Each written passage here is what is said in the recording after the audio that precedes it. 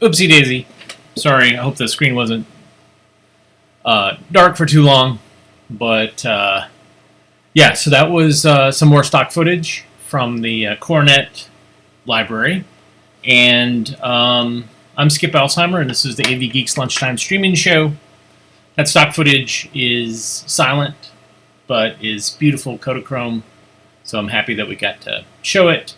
Some folks noticed that some of the images were reversed. And so how does that happen? Well, this footage is, since it's raw camera materials, it is got perfs on both sides of the frame. So when somebody assembled it, they accidentally inverted it. They'd probably, it was probably an intern or probably someone who was just like tasked with like, here's a bunch of outs, go ahead and build them up together on a reel. And when we scan it, we try to locate if the image is reading right, and we can if there's text. But as you could tell, like one of the scenes was one way and the other scene was the other way, so we couldn't really figure that out. So we kind of split the difference.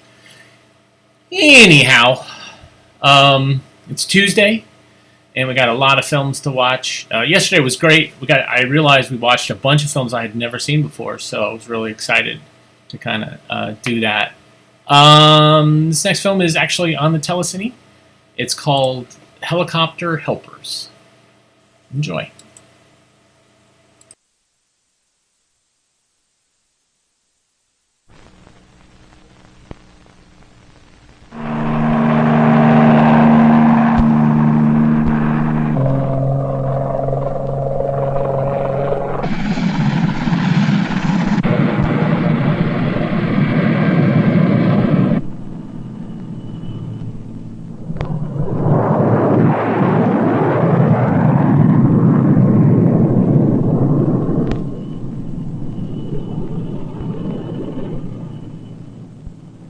The helicopter has many uses, and one of the most important is carrying people. You can take a jet plane from city to city and fly at 600 miles an hour. But when you go from the city to smaller towns, ones without airports, you'd ride a different type of jet, a jet helicopter. It has pilots, but they have special training to fly this special type of airplane. LA Helicopter Control, LA Airways Flight 717, request west takeoff, right turn, then southeast bound. 717, cleared as requested for takeoff. It's an airplane too, but its wings are on top. When the jet engine spins the wings, they create lift. They lift you into the air.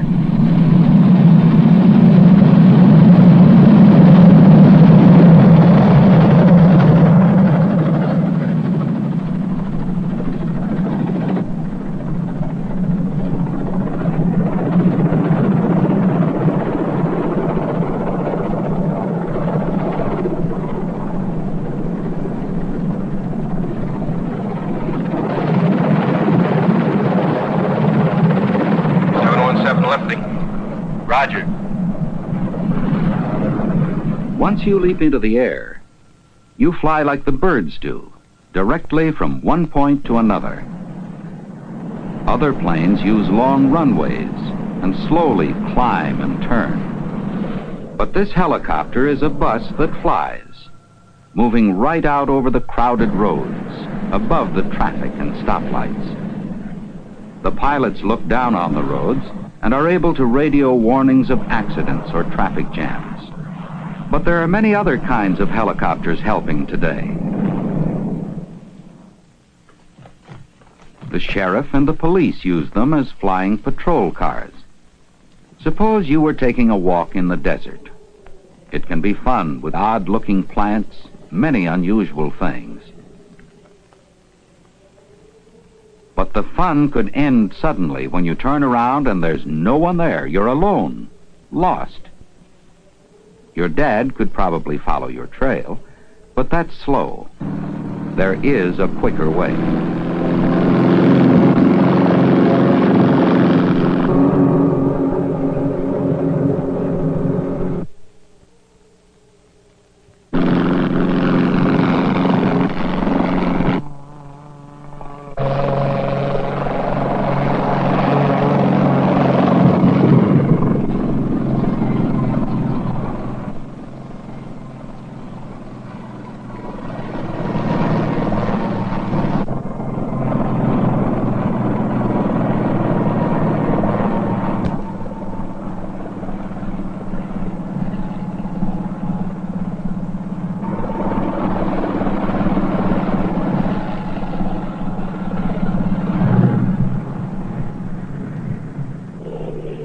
The sheriff could see a stolen car and chase it for 50 miles before he could catch up.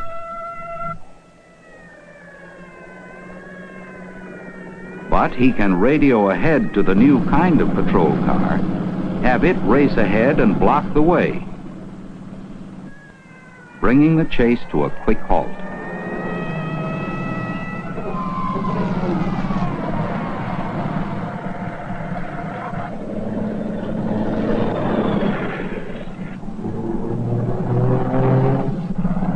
Hold it there. Hold it. You're under arrest. Get up against that car.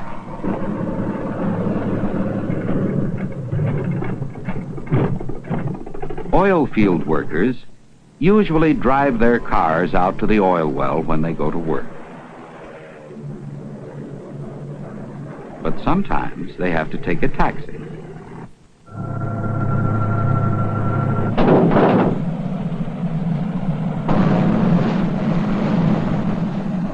Why would they need to take a helicopter out to an oil well?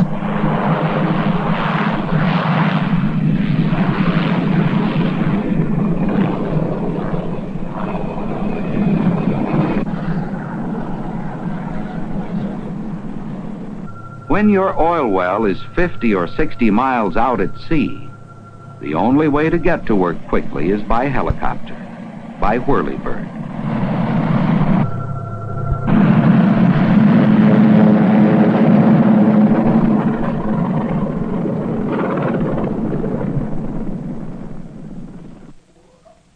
Oil shows up in many places all over the world.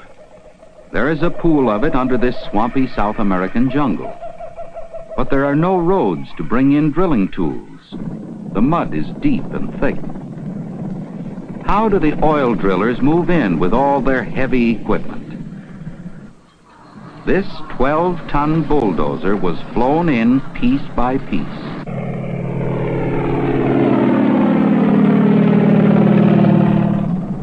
Everything comes in by air, even the houses.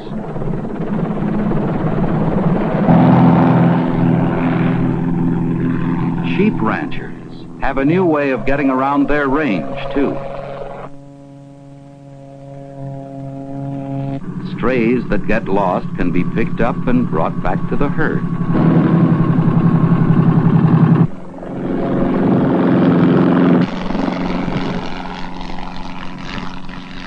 But sheep and sheep ranchers have one big enemy, the coyote. Coyotes get hungry and kill thousands of animals each year. Ranchers have to keep the coyote from eating the whole flock of sheep. Unfortunately, there's only one way to do this.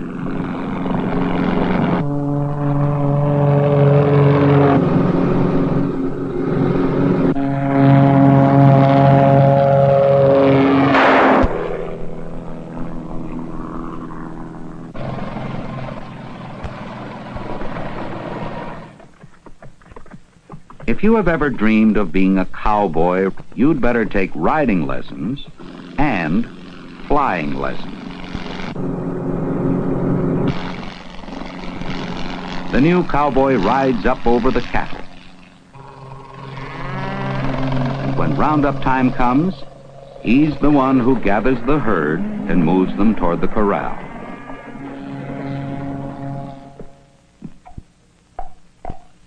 There's nothing new about running through pipes. You can just lay them on the ground. But what if the ground suddenly drops from under you, drops 3,000 rocky feet down to the bottom of the Grand Canyon?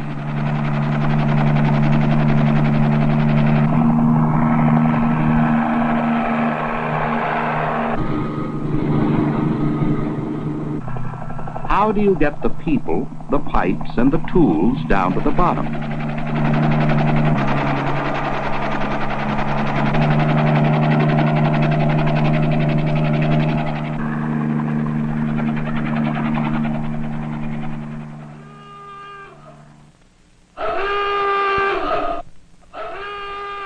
The men of the Coast Guard are still saving lives.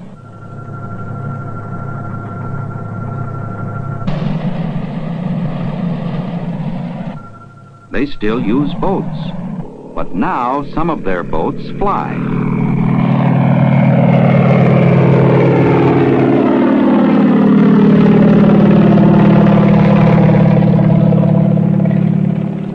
They can move a lot faster in the air than they can on the water. If you're in the water and have to swim for it, a few minutes saved can mean your life being saved.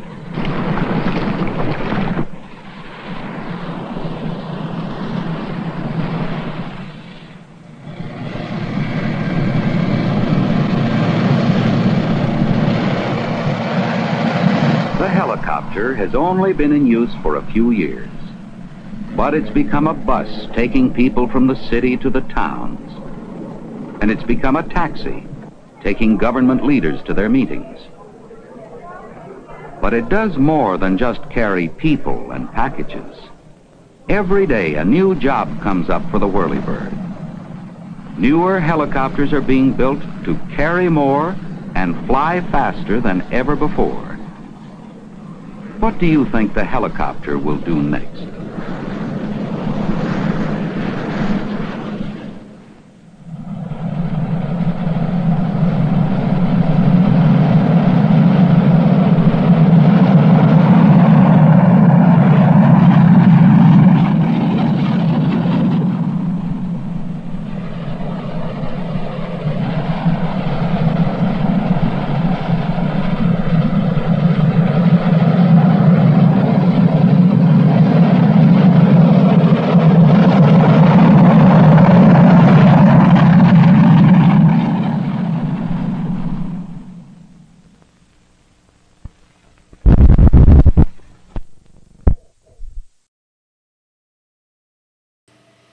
I love it.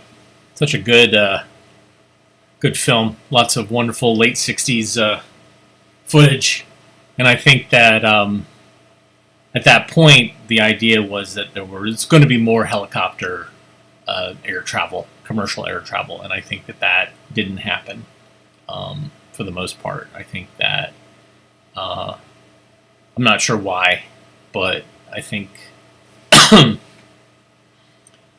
In the late '60s, that was during Vietnam, and Vietnam had a lot of helicopters, and there was a golden age of helicopters during that point.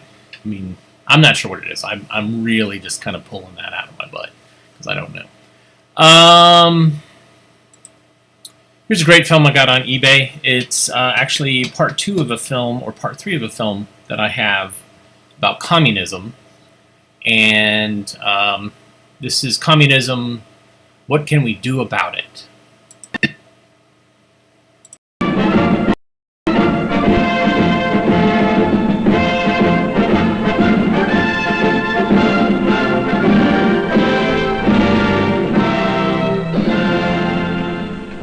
This is the third of 3 films in which I have been talking to you about communism and socialism. In this one, I'm going to answer the question that is often asked me, what can we do about it? Well, as the title background you just saw suggests, if we are going to do you.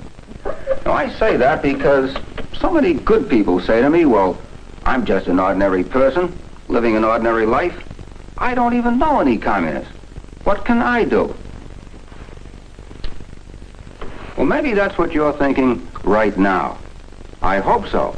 Because then you're exactly the kind of person we made this film for. To make it easy to organize and to remember our various points, I'm going to flash them on the wall, like this. What we can do. The first important thing you can do is to be sure you know what communism really is and how socialism ties in with it.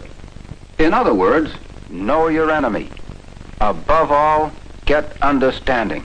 Know both communism and socialism for what they are and what they are not, how they operate, what their goals are, why some people are attracted to them. Well, how do you go finding out the facts? Well, like every other step I shall give you, it's easy. Once you start, why, you've made a good beginning already if you've seen the other 2 films in this series. That's the title of the first one, What is Communism? You'll know why J. Edgar Hoover warns it's the greatest threat in our world today. And the second film, what's the difference between communism and socialism? You will find out that socialism is not a softer substitute or possible prevention for communism, but may lead to it. There are good books on the subject waiting for you at your public library, or at least there should be. This is only one of many sources, of course, but it's a good one, and it's near at hand. We'll touch on other sources in connection with the next thing you can do, and that is help others understand. Be so well informed that people will seek you out for help. This is an important contribution. And again, I want to emphasize how easy it is for you to perform a real service. Whoever you are, wherever you are, discuss the Red Menace with your neighbors, your friends, your business associates, your fellow students. It's no problem to introduce the subject. Why, the news in any paper you pick up will serve as a springboard. Besides having a new understanding yourself of stories like these, you'll be able to provide background information to your friends not found in day-to-day reports. What do you belong to? Service club, trade association, cultural group, farm bureau, church, school, PTA, sewing circle. There are thousands of ready-made audiences who welcome programs and speakers, movies, graphic material. Find out what's available and propose it to your organization. Again, there are many sources, but here's one address. Write to the National Education Program, Searcy, Arkansas. Make a note of it. Or, I'm sure you'll be able to get it from whoever is showing this film. From this nationally known Freedom Forum headquarters, honored year after year with more gold medals from Freedom Foundations at Valley Forge than any other institution, you can get entertaining and informative movies and film strips, original graphic materials complete with prepared lectures to go with them, a real help to local speakers, a wide variety of patriotic publications, and high school course outlines, right for their free catalog. Popular and authoritative lectures on our American heritage versus communism and socialism are also available. I am distinctly honored. That is my good friend, Dr. George S. Benson, nationally known lecturer and columnist. Just one of the outstanding speakers you can have in your town, school, church, or club. So send for your copy of this brochure that lists the great variety of patriotic materials and services. You will think of different ways they can be used in your town, your community, and your circle of friends. Next step, become politically active. American citizenship not only represents freedom and opportunities, it also imposes duties and responsibilities. This doesn't mean necessarily run for office, although some of you who are qualified should do that too. What it does mean is get out and vote. But what? There's an old saying that we get the kind of government we deserve. And they then add, so whatever you do, vote. But simply to vote is not enough. The right to vote is important, but equally important is know what you're voting for. Study the issues, study the candidates, and then work to elect the right officials. Officials who are dedicated to the basic principles that have made America great. Surely it is obvious that the only way our country will ever come out of this Cold War alive is to elect officials who will pledge to move positively and firmly to protect our freedom, and then see that they do it. You have a first-class persuader to help you do this. It's right in your own home. It's your fountain pen or your typewriter. Public officials pay attention to letters. After all, you elected them to represent you. You should tell them how you want to be represented. Write them when you want them to do something. Write them when they do something you don't like. And when they have stood up for something you do like, well, drop them a note of appreciation. How many good for you letters have you written your elected representatives? That's a good tool, too. Let's use it more often. To do these things right, at the right time, you must be alert. And please note the sequence. You learn to be on the alert after you know your enemy, and after you become politically active. You learn what you are to be alert for. Are you a factory worker? A member of a union, a trade association, a service club, or a church? Be alert to spot anyone promoting the communist line and working their way into some position of authority. They may not actually be commies themselves.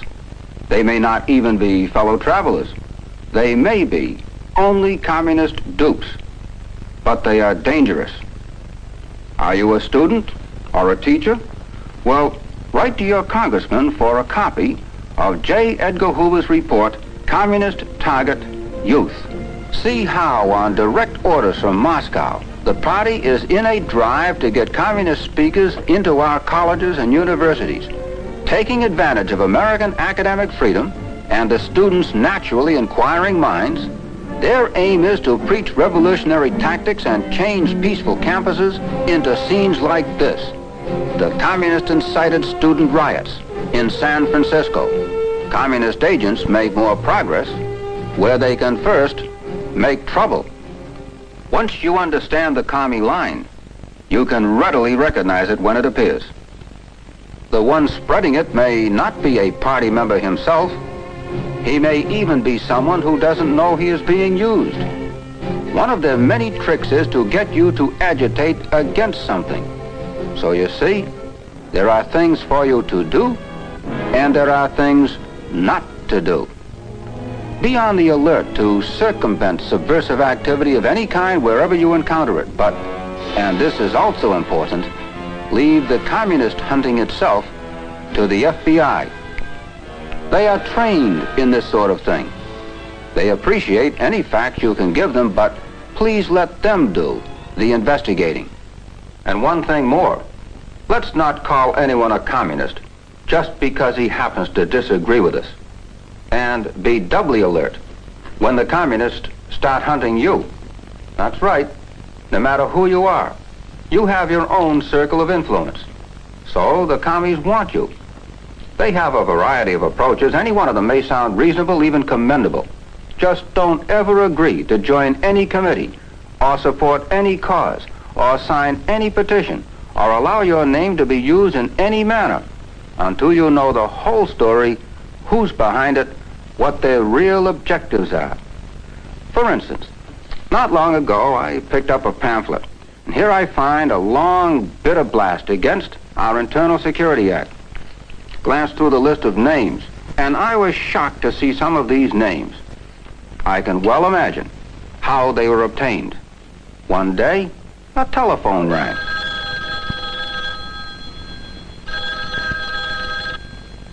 Hello. Is this Mr. Fred C. Harthen? Yes? Mr. Harthen, I'm calling you from the headquarters of the National Assembly for Democratic Right. Dr. Lubaker suggested I called you. Who? Dr. Sam Lubaker. You know him, don't you?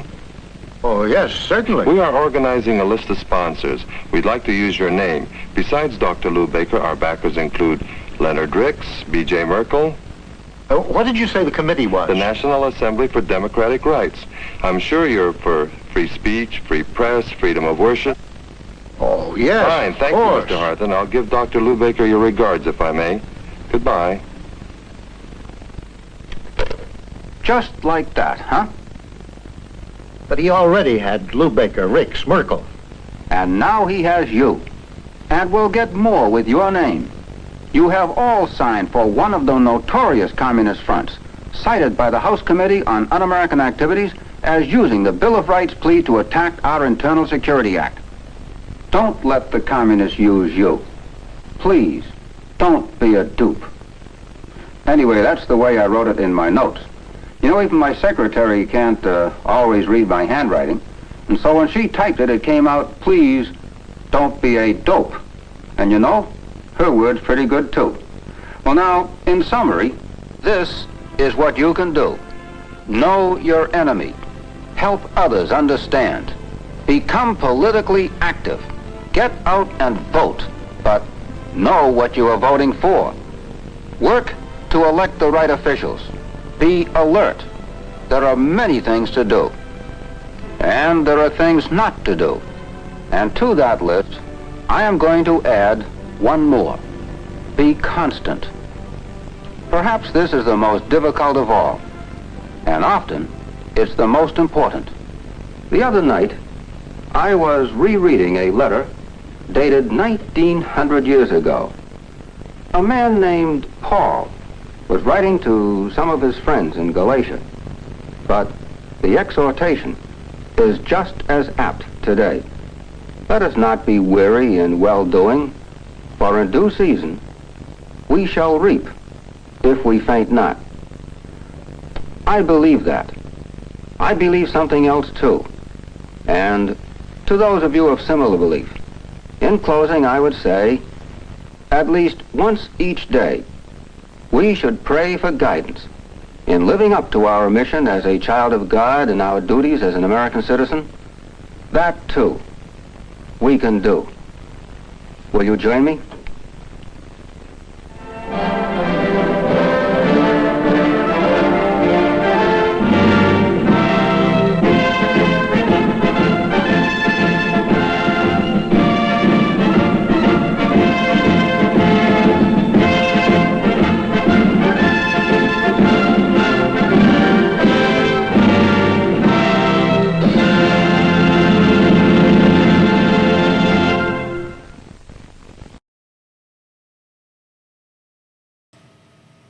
So great. I had missed the first time I watched the fact that his handwriting's not very good. So don't be a dupe or don't be a dope. You know, it both works both ways. But it's fascinating. So I don't have the films, but Rick Trellinger has several of those films that are mentioned by the National Education Program in Arkansas, and they're fascinating, but they're super boring because they're basically lectures with very little. I don't know. I think it's a little bit. I think that what we just saw was a little bit more interesting because it's shorter. Because these other lectures are 30 minutes long, and it's basically some old dude that you saw at the podium lecturing a bunch of college students. But yeah, so I got another film set up, and this one is very stinky, the vinegar. And if you don't know, vinegar syndrome is a problem with a lot of these films that were printed on acetate base. So traditionally it was nitrate, which was flammable and problematic. Then when 16 came out, they came out with safety footage and they started putting it on acetate. Then much later they put it on polyester, like I think in the 80s. And they all have their own little problems. With acetate, it breaks down based on temperature and humidity, and also maybe based on how it was washed at some point. Some people have theories about that. So it makes acetic acid, which is a vinegar smell. And so this is stinky. And what it means is it's beginning to shrink and beginning to warp a little bit. So we'll see how this next film, We Make Butter, comes off. Here we go. Enjoy.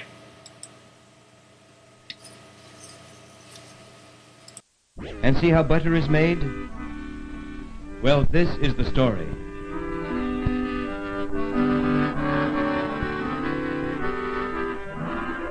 Dick and Jane are visiting on Cousin Billy's farm this summer.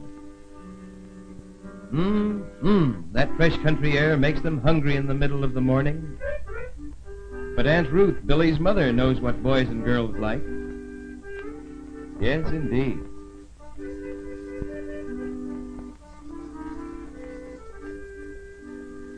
Or does she? What's the matter, Dick? Don't you like your milk? It looks just like mine. Something in it? Let me have a look. Oh, that's just butter fat.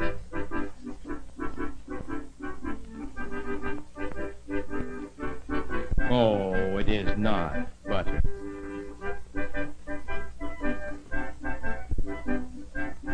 Dick isn't sure he is hearing right.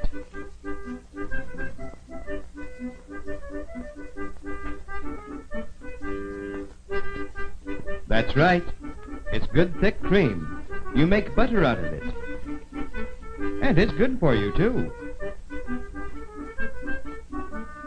Butter out of this? Sure.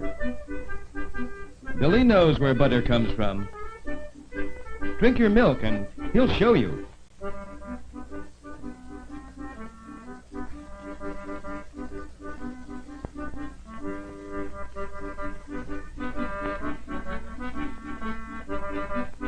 Dick is doubtful about the butter. I don't know. But there's no doubt about the cookies. Aunt Ruth is in the cool milk house where all the milk and cream is kept, getting ready to make butter this morning.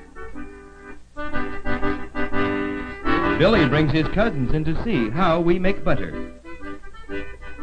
Aunt Ruth is willing. Get some jars, and you can help make butter. 1 jar, 2 jars, 3 jars. Now look, the first thing is to be sure the cream is the right temperature. That means not too hot, not too cold. This is a thermometer. When the pointer is on the 50 mark, the temperature is right for making butter. And now we go to work.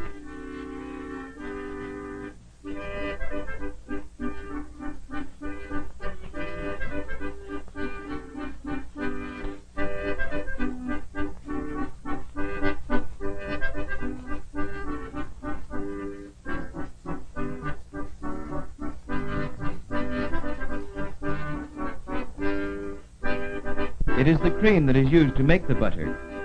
You know that cream rises to the top of milk and can be skimmed off, just like this. Into the jars it goes.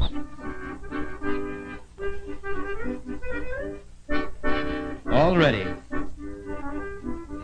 Now for the fun.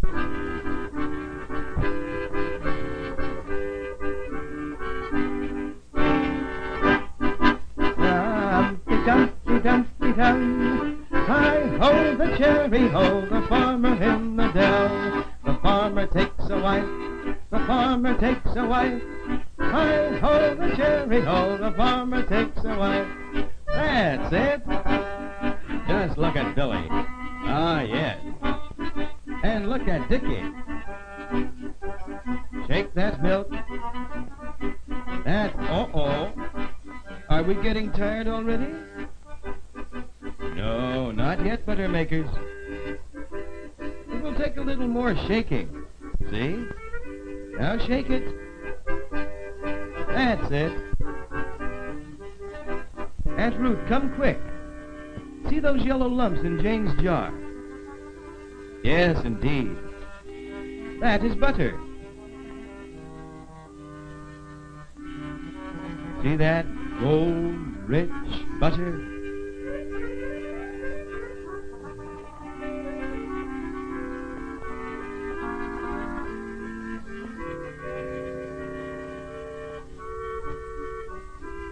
Now watch the same thing happen in the big churn. Big churns have dashers to shake the cream around. See the dasher turn?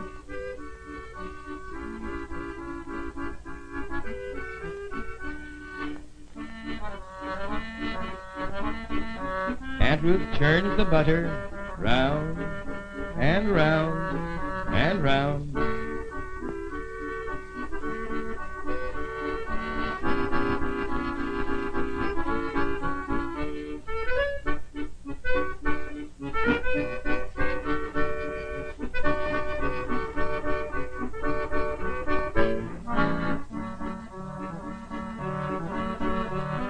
What did we tell you? There is the butter stuck on the dasher.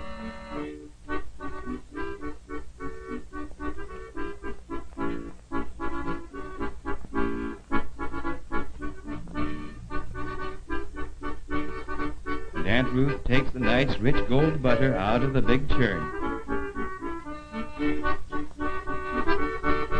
Then all the milk must be worked out of the butter with a wooden ladle.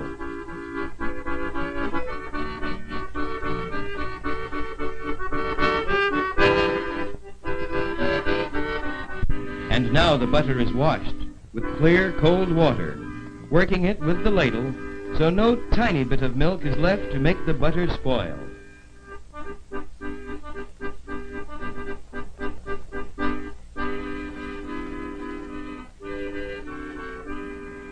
And then that clear, cold water is poured off.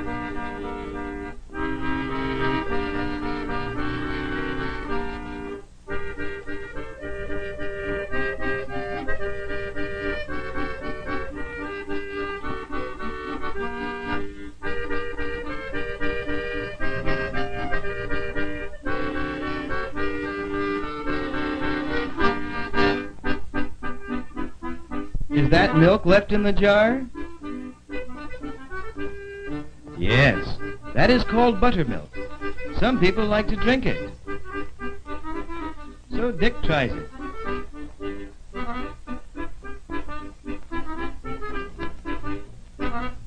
Well, that's good for you.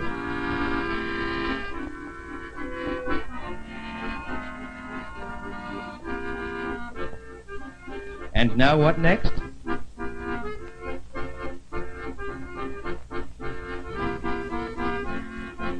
A good pinch of salt for each bowl of butter.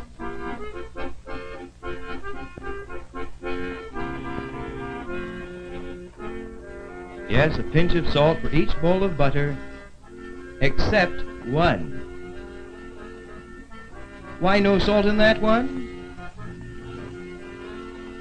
Well, Aunt Ruth is going to tell them. There are some people with certain sicknesses who cannot eat salt.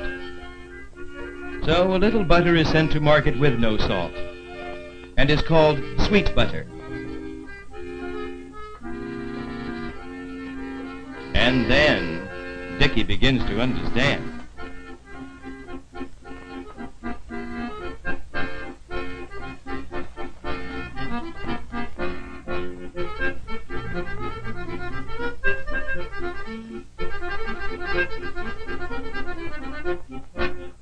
What is this? What is this that Aunt Ruth has in her hand? Well, children, this is a mold.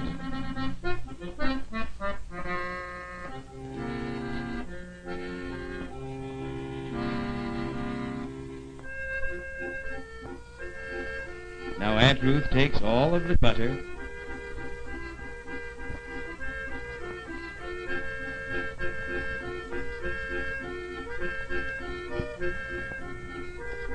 and the butter is pressed into it.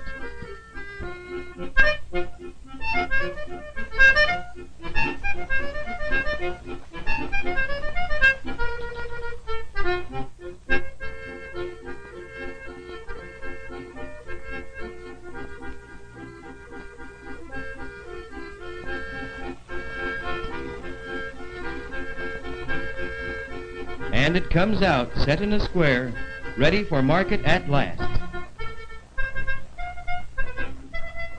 Butter as we see it in a store. Well, what next? Well, we'll see, children. Well, here we are again.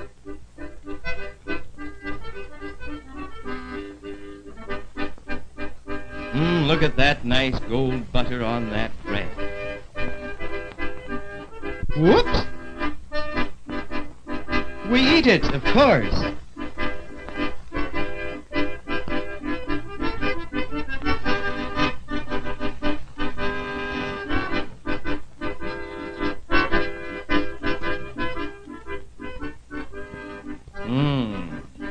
Look at them drink all that milk. Look at that mustache. The real butter, you bet.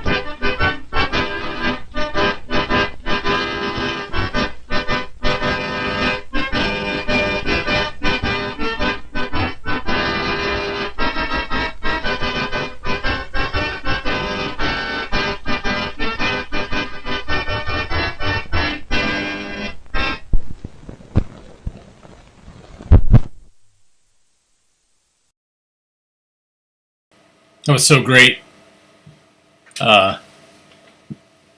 Big fan of that film, and I don't know if that was an accordion or a squeeze box melodica. I'm not sure what that was, but it kind of added to the whole thing. In the pacing, kind of definitely different vibe than What Can We Do About It. That's for sure. All right, let's learn about the busy harbor.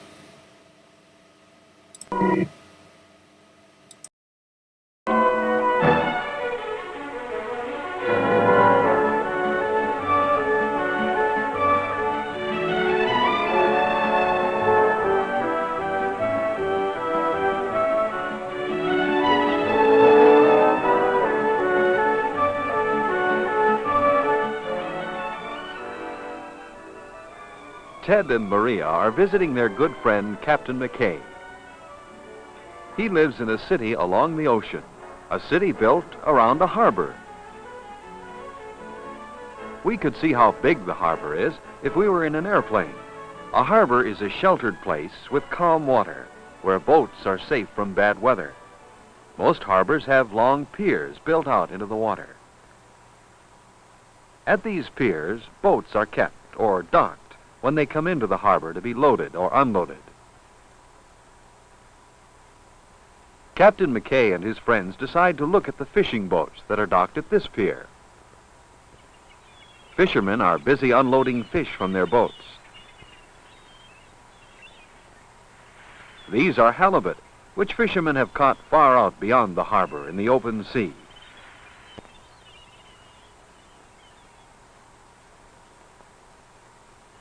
Others have caught codfish.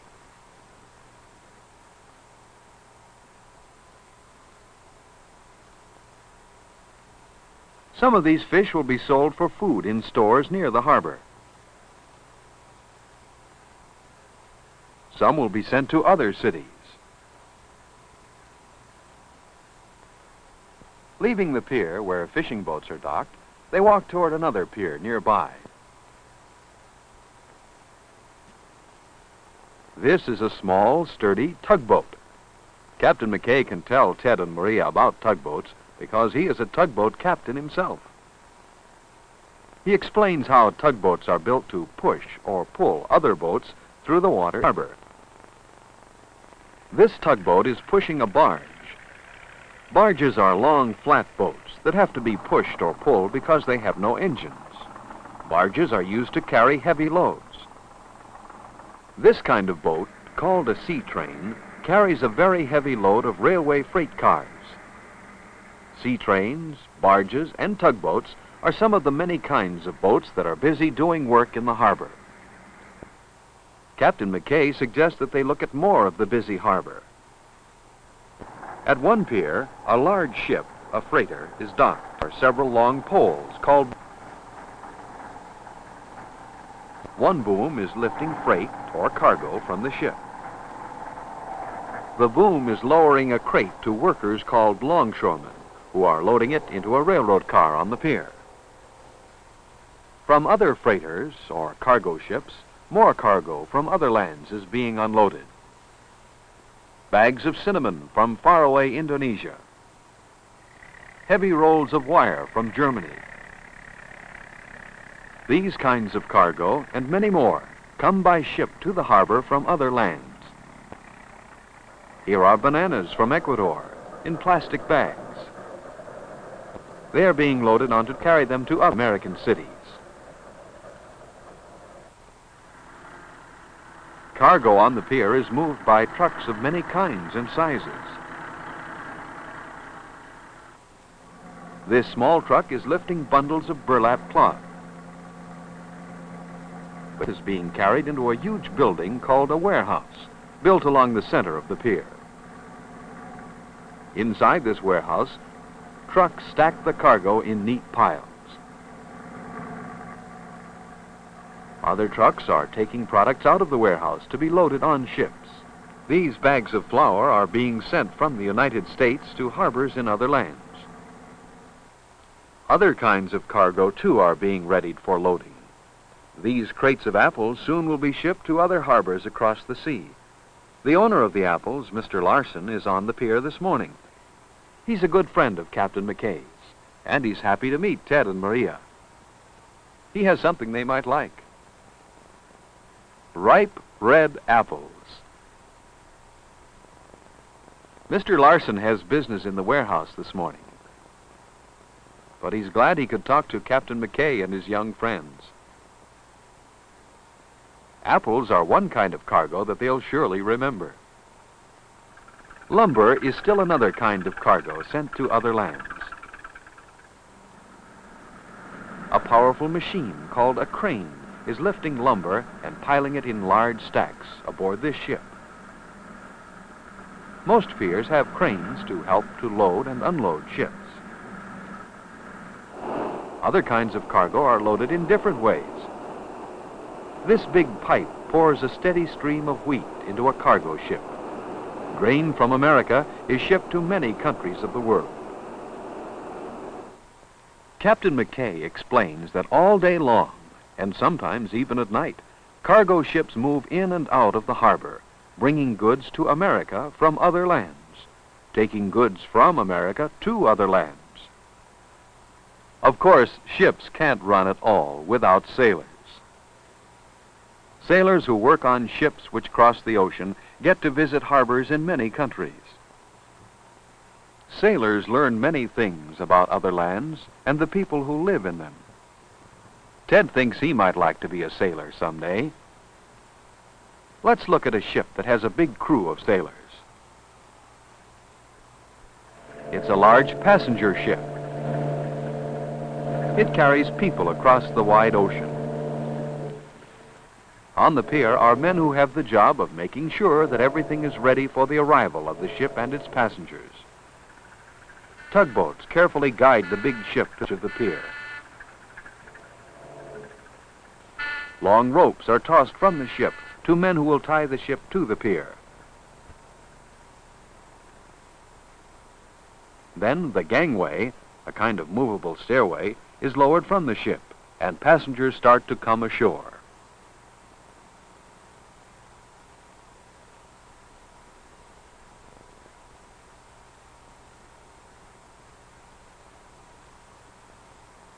Some of the passengers are returning from vacations overseas. Some have come from other lands across the ocean to do business. No matter who they are, all the ship's passengers are happy to see their friends and families on the pier. Ted and Maria wish they could ride on his tugboat right now. Let's go.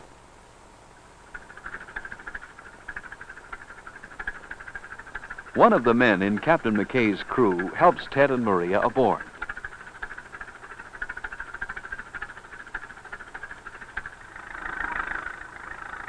Before long, they're moving through the deep water of the harbor. Up in the wheelhouse, where Captain McKay steers the tugboat, Ted and Maria look out over the busy harbor.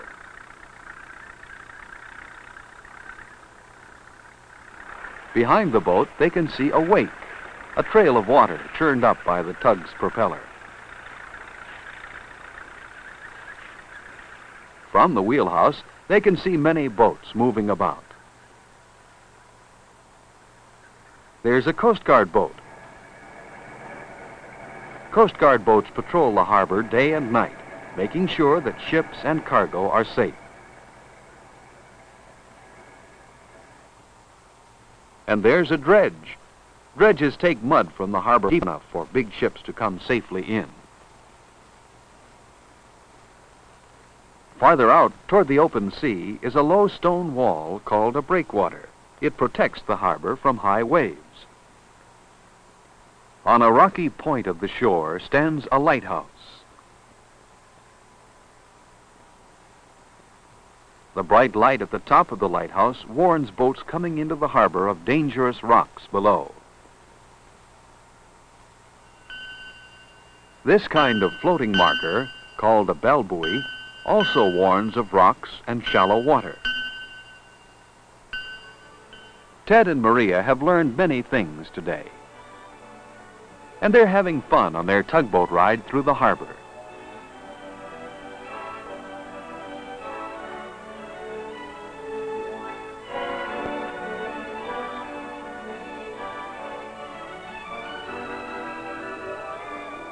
You'll have fun too as you learn more about these busy places called harbors.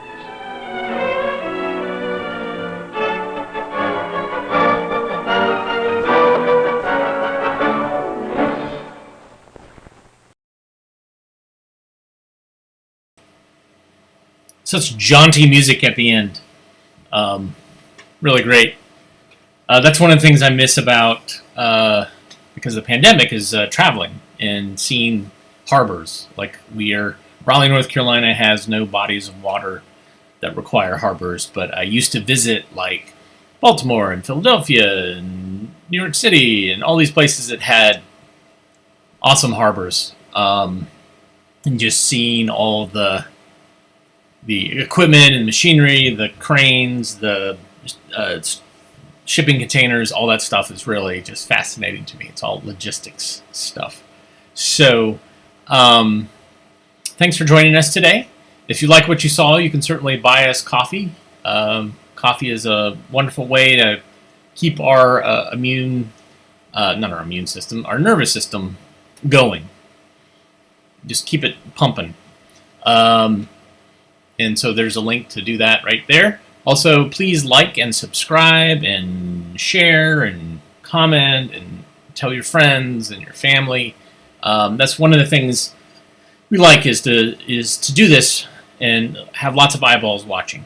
And that has been one of the great things about this, is the ability to show films like We Make Butter to a bunch of folks who might be having butter with their delicious lunches.